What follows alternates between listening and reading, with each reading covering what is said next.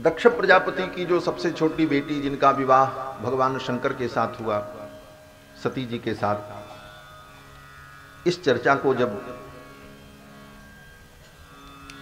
मैत्रेय जी ने विदुर जी को सुनाया तो विदुर जी ने पूछा, महाराज हमने तो सुना है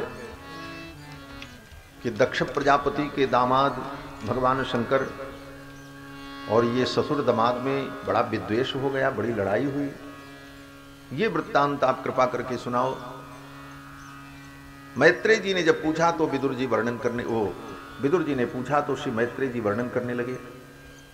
और मैत्रेय जी कहते हैं कि दक्ष प्रजापति जब प्रजापतियों के अध्यक्ष हो गए तो दक्ष प्रजापति को अभिमान आ गया कि मैं प्रजापतियों का स्वामी हूं, प्रजापतियों का राजा हूं। इसी बात को गोस्वामी तुलसीदास जी महाराज कहते हैं कि नहीं को अस जन्मा जग माही प्रभुता पाई जाय मद। प्रभुता पाने पर मद आ जाता है, अभिमान आ जाता है। दक्ष प्रजापति को भी थोड़ा मान आ गया और एक दिन प्रजापतियों की सभा लगी थी, सभी प्रजापति आ गए थे, दक्ष प्रजापति को आना था। भगवान शंकर भी उस सभा में बैठे थे। तो भगवान शंकर तो भगवान के परम भक्त हैं, कहीं भी बैठते हैं तो इनको समाधि लग जाती है, भगवान के ध्यान में मगन हो जाते हैं।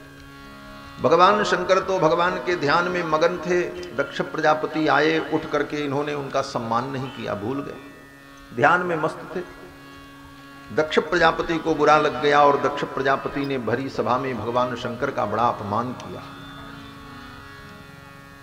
भगवान शंकर भगवान के परम भक्त हैं, परम भागवत हैं। कल भागवत की बात हो रही थी। भागवत का मतलब भगवता प्रोक्तम भागवतम। जिस ज्ञान को भगवान ने प्रदान किया उस ज्ञान का नाम भागवत। जो भगवान के आश्रित भक्त होते हैं उनको भी कहते हैं भागवत। ये ज्ञान जो हम आप श्रवण कर रहे हैं, ये ज्ञान सबसे पहले भगवान ने ब्रह्मा जी को दिया है। भगवान ने ही ब्रह्मा जी को सुनाया। ब्रह्मा जी ने देवर्षि नारद को सुनाया। देवर्षि नारद ने आकर के वेद व्यास जी को सुनाया। वेद व्यास जी ने इसे सुन करके इसका विस्तार किया 18,000 श्लोकों में, और फिर उन्होंने सुखदेव जी को सुनाया। सुखदेव जी ने राजा परीक्षित को सुनाया। और जब सुखदेव जी राजा परीक्षित को सुना रहे थे उसी समय सूत जी महाराज ने सुना, और फिर सूत जी ने नैमिषारण्य में 88,000 शौनकादि मुनियों को सुनाया। तो ये ज्ञान चला कहां से? बोले भगवान से। भगवान ने सर्वप्रथम भागवत के इस दिव्य ज्ञान को ब्रह्मा जी को प्रदान किया। तो भगवता प्रोक्तम, भगवान के द्वारा प्रोक्त ये ज्ञान है, इसलिए इसका नाम भागवत। और भागवत का मतलब भगवान के भक्त। भगवान के भक्त को भी भागवत कहते हैं।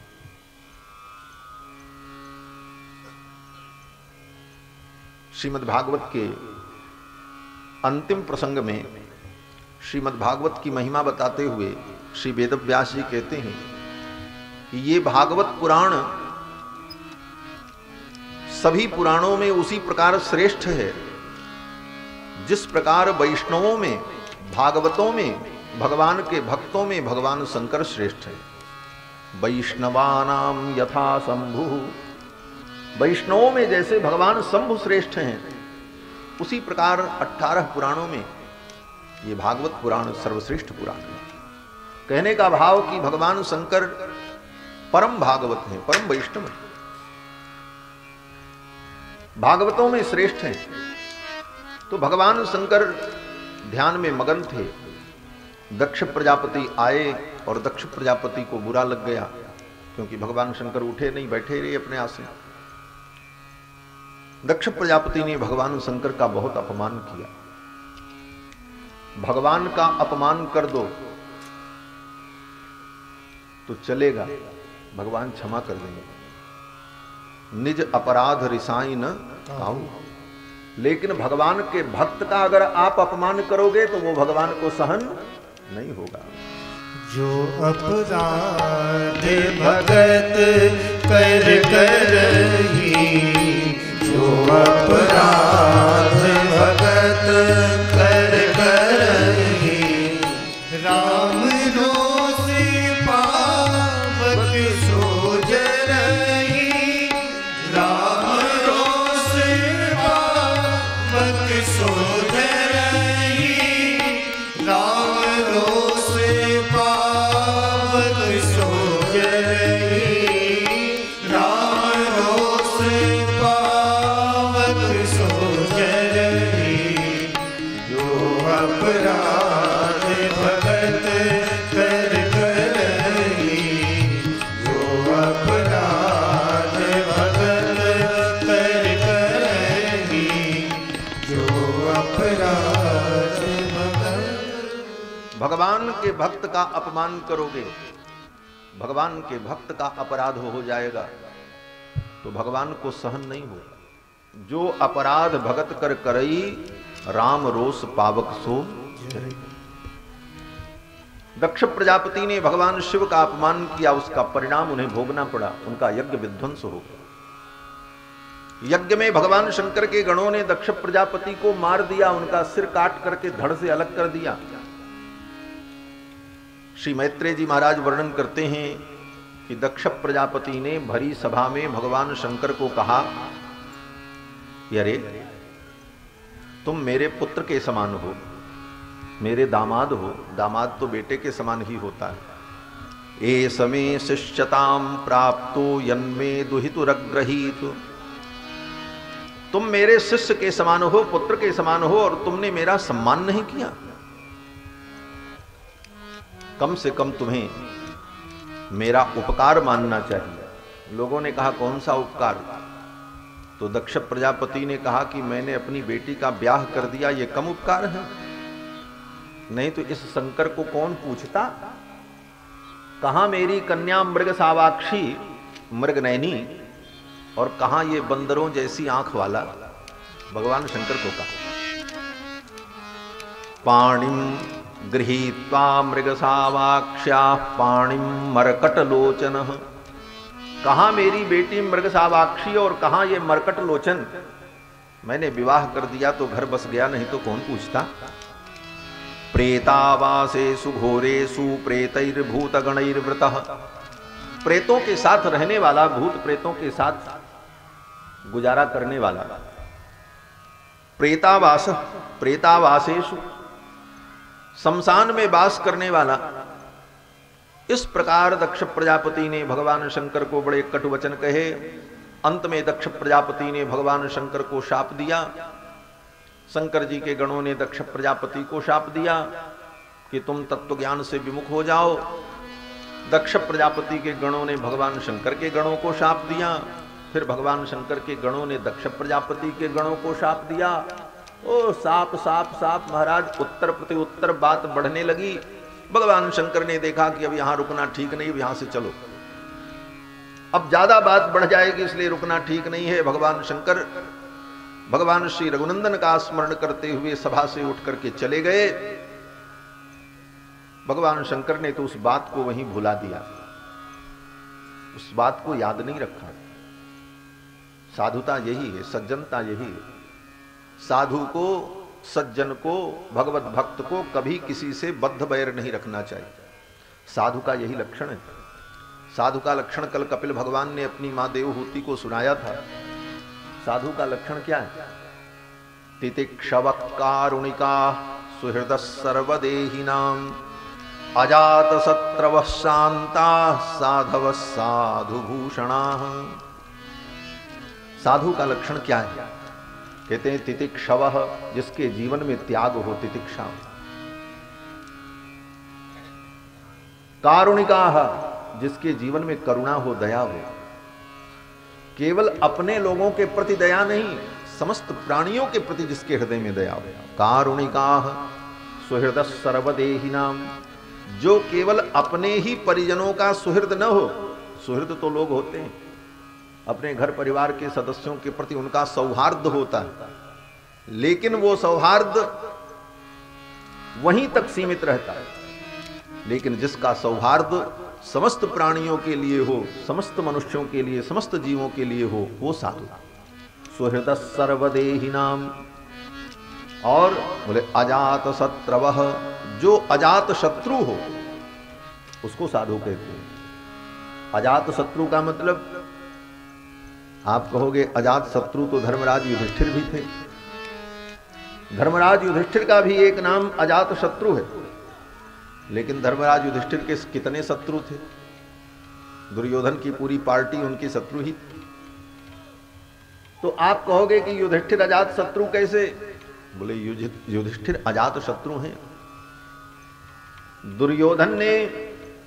दुर्योधन के परिजनों ने धर्मराज युधिष्ठिर को अपना शत्रु माना, लेकिन धर्मराज युधिष्ठिर ने कभी उनको अपना शत्रु नहीं माना। कभी हृदय से धर्मराज युधिष्ठिर ने कौरवों को अपना शत्रु नहीं समझा। दुनिया हमको अपना शत्रु समझे वो दुनिया का विषय है, लेकिन हम किसी को अपना शत्रु न माने, इसी को कहते हैं अजात शत्रु। तो साधु को अजात शत्रु होना चाहिए। ठीक है, कोई हमको गाली दे रहा, अच्छी बात है, लेकिन हम उसका बुरा नहीं मानते, हम उसका विरोध नहीं करते। यही अजात शत्रुता है। अजात शत्रवशांता साधव साधु भूषणा। ऐसे जो सज्जन पुरुष हैं वही साधु हैं, और वे साधु समाज के भूषण हैं। ऐसे संतों का अगर जीवन में संग मिल जाए तो मोक्ष द्वार मपाव्रतम, मोक्ष का द्वार खुल जाता महाराज। ऐसे संतों का संग ही मुक्ति का द्वार है। भगवान शंकर तो परम संत साधु, उन्होंने मन में कोई भेद नहीं रखा, वो उठे और चले गए, इस बात को वहीं भुला दिया। लेकिन दक्ष प्रजापति के मन में था कि कोई अवसर मिले तो मैं इनका अपमान करूं, और दक्ष प्रजापति ने यज्ञ का आयोजन किया। वाजपेय नाम के यज्ञ का आयोजन किया। इष्ट्वा स वाजपेयेन ब्रह्मिष्ठान अबभूय च। वाजपेय नाम का यज्ञ किया, उस यज्ञ में सबको निमंत्रित किया। भगवान शंकर को नहीं बुलाया, ब्रह्मा जी को भी नहीं बुलाया, भगवान विष्णु को भी नहीं बुलाया। जो तीन प्रधान पुरुष हैं, सृष्टि पालन संहार करता, इन तीनों को ही नहीं बुलाया और यज्ञ प्रारंभ किया। अब आप सोचो वो यज्ञ कैसा होगा। दक्ष प्रजापति ने यज्ञ किया और भगवान शंकर को नहीं बुलाया। देवता लोग विमान में बैठ करके जा रहे थे दक्ष प्रजापति के यज्ञ में, और विमान में बैठ करके जब सब जा रहे थे तो उनकी जो पत्नियां थी वो सब गीत गा रही थी उसी विमान में बैठी बैठी। और विमान जा कहां से था? बोले कैलाश के ऊपर से, जहां भगवान शंकर बैठे। इन देवताओं की मानसिकता भी बड़ी विचित्र। आकाश इतना विशाल है, अनंत है। देवता लोग किसी रास्ते से विमान के द्वारा जा सकते थे, लेकिन जानबूझ करके देवता लोग कैलाश के ऊपर से ही जा रहे हैं विमान में बैठकर। क्यों? बोले शंकर जी को कुढ़ाने के लिए कि देखो तुम्हारे खास रिश्तेदार हैं, तुमको निमंत्रण नहीं दिया, हमको दिया है, हम जा रहे हैं। मनुष्य की ये मानसिकता। देवता लोग विमान में बैठ करके जा रहे थे। श्री मैत्रेय जी महाराज कहते हैं कि तदुपश्रुत्य नभसिखे चराणाम प्रजल्पताम सती दाक्षायणी देवी पितुर्यज्ञ महोत्सवम। पिता के यज्ञ महोत्सव में जाते हुए उन विमानों को सती जी ने देखा, तो सती जी ने भगवान शंकर से पूछा, भोलेनाथ ये विमान कहां जा रहे हैं? भगवान शंकर ने कहा, देवी आपके पिताजी यज्ञ कर रहे हैं, उसी यज्ञ में सब विमान जा रहे हैं। तो सती जी के मन में हुआ कि मेरे पिता के घर में यज्ञ हो रहा, मैं भी जाऊं। लेकिन अब ये कहें कि मेरे पिता के घर में यज्ञ हो रहा है तो मुझे जाना चाहिए, तो ये भगवान शंकर से संबंध की दूरी का द्योतक बन जाएगा। तो सती जी ने जो शब्द का प्रयोग किया बड़ा अद्भुत। सती जी कहती हैं, प्रजापतेस्ते स्वसुरस्य सांप्रतम निर्यापितो यज्ञ महोत्सव किल। हे भगवान, आपके जो ससुर हैं प्रजापति दक्ष, उनके घर में यज्ञ हो रहा है, हमारे पिता के घर में हो रहा है ऐसा नहीं कहा। आपके जो ससुर हैं, जिससे कहीं भगवान शंकर को ये न लगे कि ये तो अपने पिता के घर में जाना चाहती हैं, हमसे तो कोई मतलब नहीं। इसलिए सती जी ने बात को घुमा करके कहा कि प्रजापतेस्ते स्वसुरस्य सांप्रतम निर्यापितो यज्ञ महोत्सव किल वयं च तत्राभिसरारवाम ते यद्यर्थिकामी विबुधा व्रजन्ति ही। देवता लोग जा रहे हैं, मैं भी जाऊंगी, मुझे भी अनुमति हो तो मैं चली जाऊं। भगवान शंकर ने सब कुछ जान लिया और भगवान शंकर ने कहा, देवी निमंत्रण नहीं आया है और जाना उचित नहीं है, और वहां जाने पर आपका अपमान होगा और उस अपमान का परिणाम यह होगा कि आपकी मृत्यु भी हो सकती है, इसलिए आपका जाना उचित नहीं है। इतना कहते ही तो सती जी की आंखें लाल हो गईं। बड़ी क्रोध भरी दृष्टि में सती जी ने भगवान शिव की ओर देखा। भगवान जान गए। जब व्यक्ति मन में कोई कामना उत्पन्न करता है और उसको कामना की पूर्ति में बाधा दिखती है तो क्रोध उत्पन्न होता है, और फिर वह क्रोध उसे धीरे धीरे विनाश की ओर ले जाता है। गीता में भगवान श्री कृष्ण कहते हैं, संगात संजायते कामः कामात् क्रोधो विजायते क्रोधात् भवति सम्मोहः सम्मोहात् स्मृति विभ्रमः स्मृति भ्रंशात् बुद्धिनाशो बुद्धिनाशात् प्रणश्यति। प्रणाश का यही क्रम होता है।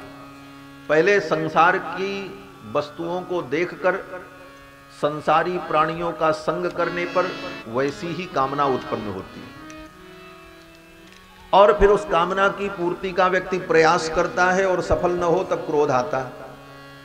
क्रोध होने पर क्रोधात् भवति सम्मोहः, क्रोध आने पर वो सम्मोहित हो जाता है, उचित अनुचित का विवेक समाप्त हो जाता है।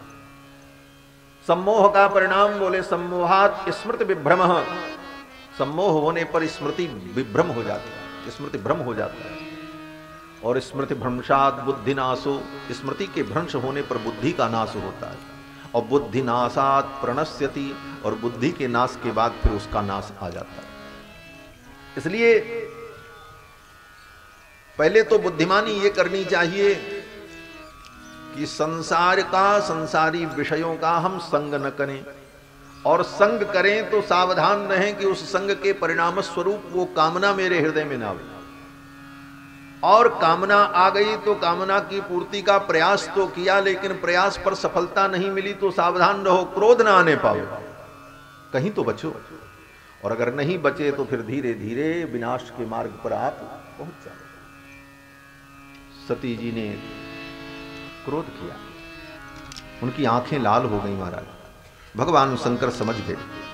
सती जी बोली तो नहीं, लेकिन उनकी आंखों को देखकर, उनकी आकृति को देख करके भगवान शंकर समझ गए। और भगवान शंकर ने कहा कि यदि प्रजिष्यस्य हिताय मद्वचो भद्रं भवत्या न ततो भविष्यति संभावितस्य स्वजनात् पराभवो यदा स सद्यो मरणाय कल्प्यते। अगर मेरे वचनों की अवहेलना करके आप जाओगी तो आपका मरण भी हो सकता है। भगवान शंकर के वचन में विश्वास करके सती जी को रुक जाना चाहिए, लेकिन अब सती जी आगे कुछ बोल भी नहीं पा रहे, मन जाने के लिए लालायित है। भगवान शंकर ने उनकी स्थिति को देखा। क्या स्थिति हो गई? बोले निष्क्रामति निर्विशति द्विधा ससा। कभी घर में जाएं, कभी बाहर निकलें, कभी आकाश की ओर देखें, विमान की ओर, और कभी भगवान शंकर की ओर देखें, और फिर सिर झुका लें। ये मन स्थिति जब उनकी हो गई सती जी की, तो भगवान शंकर समझ गए कि ये तो मन से चली गई, अब तन से यहाँ केवल बची। इनका मन तो वहीं चला गया, और जिसका मन जहां होता है व्यक्ति वहीं होता है। तन से आप कहीं रहो उसका कोई मूल्य नहीं है, मन से आप कहां रहते हो उसी का मूल्य है। क्योंकि मन ही सुख दुख बंधन मुक्ति सबका हेतु है। मन एव मनुष्याणाम कारणम बंध मोक्षयो हो। मन ही बंधन का कारण है, मन ही मुक्ति का कारण है, मन ही कल्याण का हेतु है, मन ही विनाश का विधायक है। भगवान शंकर ने देखा कि ये तो मन से चली गई, तो अब इनको विदा ही कर देना चाहिए। भगवान शंकर ने अपने गणों को बुलाया और कहा ले जाओ इनको। नंदी से कहा ले जाओ इनको, पहुंचा दो इनके पिता के घर। नंदी तैयार हो गए, नंदीश्वर जब लेकर के चलने लगे तो भगवान शंकर ने कहा रुको। वे अब क्या? बोले इनका जितना सामान है वो भी सब इनके साथ विदा कर दो। जब ये जा रही हैं तो इनकी वस्तुएं यहां रह करके क्या करेंगी? इनकी वस्तुओं के कारण इनका स्मरण मुझे बार बार होगा और मेरा भी मन खिन्न होगा, इसलिए इनकी वस्तुओं को भी इनके साथ विदा करो। महाराज बड़े ठाठ से सती जी की जितनी वस्तुएं थीं सबको भगवान शंकर ने पैक करवाया। बोले सब विदा करो। सती जी के उपयोग की जितनी वस्तुएं थीं, ताम सारिका कंदुक दर्पणाम्बुज श्वेतात पत्र व्यजनस्रगादिभिः गीतायनैर्दुन्दुभि शंख वेणुभिर्वृषेन्द्रमारोप्य विटंकिता ययुः।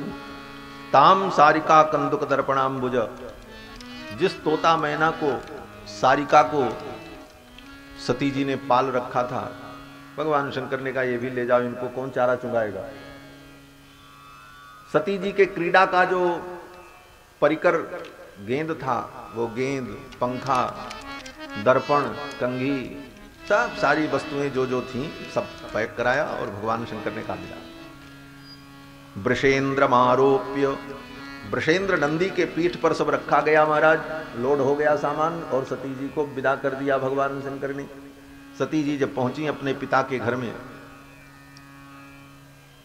किसी ने इनका सम्मान नहीं किया। प्रेम से केवल मां मिली बस।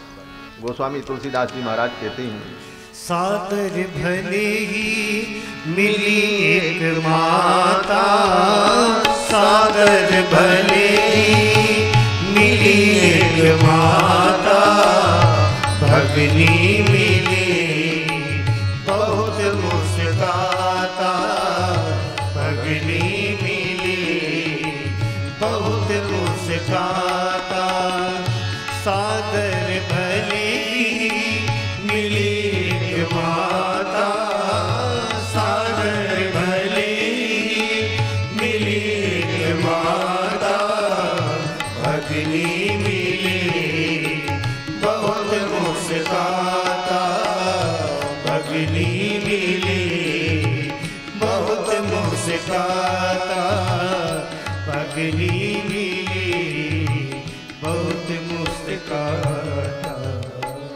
मां तो प्रेम से मिली लेकिन बहनें सब मुस्कुरा रही थी। वो देखो सती आ गई। इनके पति को तो पिताजी ने बुलाया ही नहीं। हम लोगों का कितना महत्व है, हम लोग अपने परिवार के सहित आए और इनके यहां तो निमंत्रण भी पिताजी ने नहीं भेजा। सती का बड़ा उपहास किया उनकी बहनों ने। दक्ष न कछु पूछी कुशलाता, दक्ष प्रजापति ने भी कुशल क्षेम नहीं पूछा। यज्ञ की इस स्थिति को देखकर सती जी को बड़ा दुख हुआ और अंत में सती जी ने अपने पिता दक्ष प्रजापति को बहुत कटु वचन कहा। सती जी ने कहा कि मूढ़ मंदमति, हे मंदमति, तू मेरे पति भगवान शिव की निंदा करता है और मैं दक्ष की बेटी कहलाती हूं। ऐसे शिव निंदक की बेटी कहलाना मुझे स्वीकार नहीं है। मैं अपने प्राणों का त्याग कर दूंगी। और उसी समय यज्ञ मंडप में ही सती ने योग के द्वारा अग्नि को प्रकट किया और अपने शरीर को दग्ध कर दिया। स्पृष्ट्वा जलम पीत दुकूल संवृता निमील्य दृग्योग पथम समाविशत। अपने आंचल से अपने सिर को ढक लिया और योग अग्नि का संकल्प करके, योगाग्नि को प्रकट करके उसी में अपने शरीर को दग्ध कर दिया।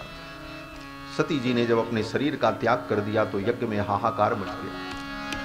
यज्ञ के आचार्य जो भृगु जी महाराज थे, वो यज्ञ की रक्षा के लिए अथर्व वेद के मंत्रों को पढ़ करके कुंड में आहुति प्रदान करने लगे, जिससे यज्ञ में कोई विघ्न न हो। यज्ञ कुंड से ऋभु नाम के 1000 देवता प्रकट हुए।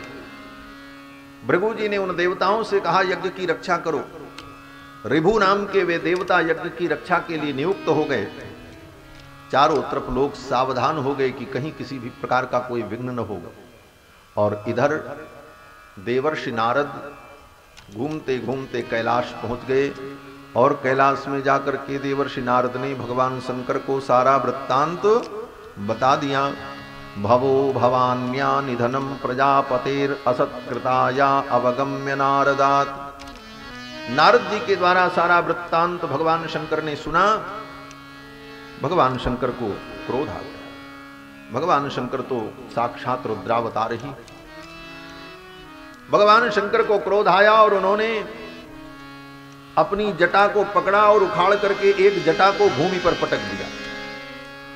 भगवान शंकर ने अपनी जटा को उखाड़ करके जब भूमि पर पटका, उस जटा के मध्य से एक भयानक पुरुष प्रकट हुआ, जिनका नाम वीरभद्र हुआ। भगवान शिव के अंश ही वीरभद्र प्रकट हुए और वीरभद्र ने भगवान शंकर को प्रणाम किया।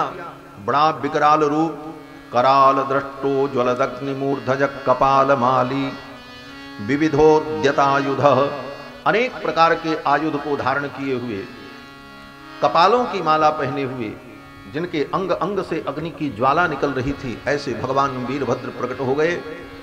और वीरभद्र ने भगवान शंकर को प्रणाम किया। तम किम करोमीति गृणन्तमाह बद्धांजलिम भगवान भूतनाथ। प्रणाम करते हुए वीरभद्र ने कहा, हे भूतनाथ, तम किम करोमीति, मैं क्या करूं, मेरे लिए क्या आज्ञा है। भगवान शंकर ने कहा, जाओ दक्षम सयज्ञम जहिमद्भटानाम त्वमग्रणी रुद्रभटाम शकोमि। जाओ जाकर के दक्ष प्रजापति को उसके यज्ञ के सहित समाप्त कर दो। दक्षम सयज्ञम जहि, दक्ष को यज्ञ के सहित समाप्त कर दो, यही उसका दंड है। अब तो महाराज वीरभद्र चल पड़े। उद्यम्य शूलम जगदंतकांतकम, अपना त्रिशूल लेकर के भगवान वीरभद्र जब चले, सप्राद्रवत भूषण भूषणांघ्रि, वीरभद्र के शरीर में जो आभूषण थे, बड़ी बड़ी घंटिकाएं जो लटकी हुई थी, कपाल की माला थी, उनकी खनखनाहट से पूरा ब्रह्मांड कंपित होने लगा। भगवान रुद्र के ही अंश हैं वीरभद्र। चल पड़े। सप्राद्रवत भूषण भूषणांघ्रि, अपने गणों को लेकर भूत प्रेत पिशाच डाकिनी शाकिनी कूष्मांड बेताल मारीगण भैरवगण सबको लेकर के वीरभद्र महाराज पहुंच गए दक्ष प्रजापति के यज्ञ स्थल पर, गंगा के तट पर कनखल में। और भगवान शंकर के गणों ने अपना उपद्रव शुरू किया। महाराज, किसी ने जाकर के यज्ञ मंडप को तोड़ डाला, किसी ने यज्ञ के जितने पात्र थे उन पात्रों को तोड़ दिया, किसी ने यज्ञ मंडप में बने हुए कुंड की वेदिकाओं को पैर से रौंद डाला। और तो और भगवान शंकर के किसी गण ने जाकर के यज्ञ मंडप में जो कुंड था, उस कुंड में मूत्र विसर्जन कर दिया, अग्नि को अपवित्र कर दिया। कुंडे स्वमूत्रयन केचित भिदुर्वेदि में खलाह अबाधंत मुनीनस्य एके पत्नीन तर्जयन। जो ऋषि मुनि लोग यज्ञ में बैठे थे उनको भी पकड़ लिया और सबकी पिटाई धुनाई शुरू हुई। महाराज, सब भागने लगे, देवता लोग भागने लगे, लेकिन किसी को भागने का अवसर नहीं दिया। भगवान शंकर के गणों ने पकड़ लिया। भृगुम बबंध मणिमान वीरभद्र प्रजापतिम, भृगु जी महाराज जो यज्ञ करा रहे थे उनको पकड़ लिया भगवान शंकर के गण मणिमान ने। भृगुम बबंध मणिमान वीरभद्र प्रजापतिम, और वीरभद्र ने दक्ष प्रजापति को पकड़ लिया। चंडी सब पूषणम देवम, चंडीस ने पूषा नाम के देवता को पकड़ लिया। भगम नंदीश्वरो गृहीत, भग नाम के जो देवता थे उनको नंदीश्वर ने पकड़ लिया। और फिर सबकी खूब विधिवत सेवा हुई और इसके बाद सबको दंड दिया। महाराज, क्या दंड दिया?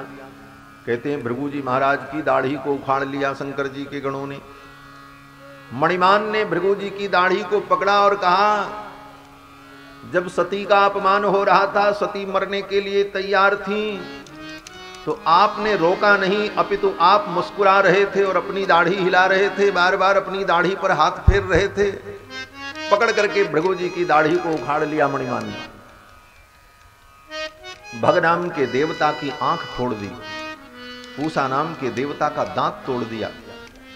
और प्रजापति दक्ष को वीरभद्र ने पकड़ा और पकड़ करके उसी यज्ञशाला में पटक कर छाती पर चढ़ गए। आक्रम्यो रसि दक्षस्य सितधारेण हेतिना तेज धारदार तलवार लेकर के वीरभद्र दक्ष प्रजापति के सिर को काटने लगे, लेकिन काटते काटते थक गए महाराज, गला कटा नहीं। तब वीरभद्र ने क्या किया? बोले वीरभद्र ने दक्ष प्रजापति के सिर को पकड़ा और घुमाना शुरू किया। जैसे कपड़ा गारा जाता है तो घुमाया जाता है, उसी प्रकार सिर पकड़ करके ऐंठने लगे। ऐंठते ऐंठते कई चक्कर ऐसा घुमा दिया कि अंत में गला धड़ से टूट करके अलग हो गया। हाहाकार मच गया। इसके बाद चलते चलते भगवान शंकर के गणों ने यज्ञशाला में आग लगा दी। पूरी यज्ञशाला धू धू करके जलने लगी और भगवान शंकर के गण हर हर महादेव का घोष करते हुए कैलाश की ओर चले गए। ये तांडव जब हुआ, ब्रह्मा जी आए। सबने ब्रह्मा जी से कहा इस अनर्थ को कैसे समाप्त किया जाए। बोले सब लोगों ने अपराध किया है, भगवान शिव का अपमान किया है, उसी का ये परिणाम है, उनको प्रसन्न करो। फिर तो सब लोगों ने जाकर के भगवान शिव की स्तुति की। भगवान शिव प्रसन्न हो गए। भगवान शिव ने कहा मैं किसी को अपना शत्रु नहीं मानता हूं, ये तो इनके अपने कर्मों का फल है। अंत में भगवान शंकर प्रसन्न हो गए। भगवान नारायण आए, शंकर जी आ गए, ब्रह्मा जी आ गए, सब काम फिट हो गया। बोले अब भगवान आ जाएं तब सब कुछ मंगलमय हो। तब तक भगवान नारायण भी उसी यज्ञशाला में प्रकट हो गए। बोलो श्री लक्ष्मी नारायण भगवान की जय। भगवान नारायण जब प्रकट हुए तो भगवान नारायण को देखकर सभी लोग गदगद हो गए, प्रसन्न हो गए। सबके मन में जो दुख था, वेदना थी, भगवान नारायण के दिव्य दर्शन से सब समाप्त हो गया। अपने अमृतमय दृष्टि के द्वारा भगवान नारायण ने सबको स्वस्थ कर दिया, ठीक कर दिया, सब लोग दिव्य हो गए। और फिर वैष्णवम यज्ञ संतत्यै त्रिकपालम द्विजोत्तमाः पुरोडासम निर्वपम वीर संसर्ग शुद्धये।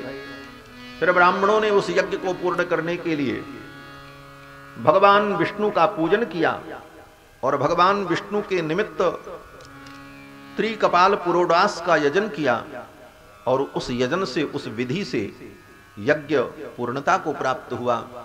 अर्थात यज्ञ के स्वामी तो भगवान नारायण हैं, भगवान विष्णु ही यज्ञ स्वरूप हैं। यज्ञो हवै विष्णु, भगवान विष्णु ही यज्ञ हैं। भगवान विष्णु जब आ गए, भगवान नारायण पधार गए तो यज्ञ परिपूर्ण हो गया उनके यजन से, उनकी पूजा से। इसीलिए आज भी कहते हैं कोई भी यज्ञ करो, कोई भी अनुष्ठान करो, अगर उसमें कोई कमी है तो पूरी कैसे होगी? बोले भगवान की कृपा से ही पूरी होगी। इसलिए ब्राह्मण लोग अंत में मंत्र पढ़ते हैं, यशस्मृत्या च नामोक्त्या तपो यज्ञ क्रियादिषु न्यूनम संपूर्णताम याति सद्यो वंदे तमच्युतम। यज्ञ में कोई न्यूनता हो जाए, कोई कमी हो जाए तो उसकी पूर्णता कैसे होगी? बोले भगवान के स्मरण करने से। यशस्मृत्या च नामोक्त्या, जिन भगवान के स्मरण से, जिनका नाम लेने से न्यूनम संपूर्णताम याति, न्यूनता जो है संपूर्णता में बदल जाती है। ऐसे अच्युत को, भगवान को हम प्रणाम करते हैं। सभी लोगों ने भगवान को प्रणाम किया। दक्ष प्रजापति को पुनः जीवित किया गया, बकरे का सिर लगा दिया उनके धड़ में।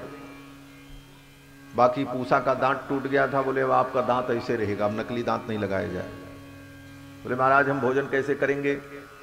बोले मुलायम मुलायम चीज खाओ, कठोर चीज मत खाना, और क्या काम चलेगा। भग नाम के देवता की आंख फूट गई, बोले इनकी आंख का क्या ट्रीटमेंट किया जाए? बोले ठीक है अब ये ऐसे ही रहेंगे, सूरदास ये अपने मित्र के साथ रहेंगे, वही इनको लेकर के जाएंगे। मित्रस्य त्वा चक्षुषा प्रतीक्षे, अपने मित्र के चक्षु से ही आप देखेंगे और उन्हीं के साथ आपका निर्वाह होगा। उनकी वो व्यवस्था कर दी। और भृगु जी की जो दाढ़ी थी उसका क्या उपाय हो? बोले भृगु जी की दाढ़ी उखाड़ दी गई है तो बकरे की दाढ़ी इनको लगा दो। तो बकरे की जो दाढ़ी थी वही दाढ़ी वहां लगा दी गई उनकी। ये सब भागवत में